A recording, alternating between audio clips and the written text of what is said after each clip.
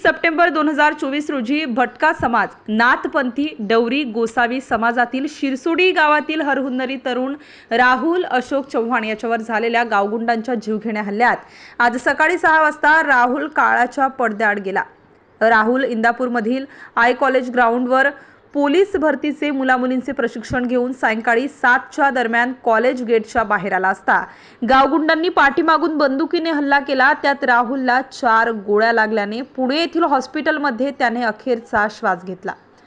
इंदापूर पोलिसांनी तत्परता दाखवून राहुलने दिलेल्या जबानीप्रमाणे काही आरोपींना अटकही केली आहे, तरी काही आरोपी फरार आहेत। पोलीस प्रशासन आपली भूमिका बजावत फरार आरोपींना लवकरात लवकर अटक करतील अशी आशा बाळगतो।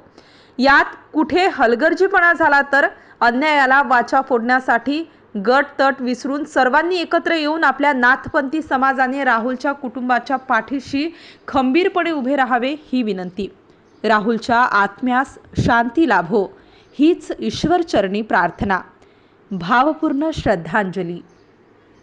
आपल्या परिसरातील बातम्या पाहण्यासाठी आजच आमच्या द क्राइम एक्सप्रेस न्यूज चॅनलला यूट्यूबवर सबस्क्राइब करा आणि बेल आयकॉन प्रेस करा।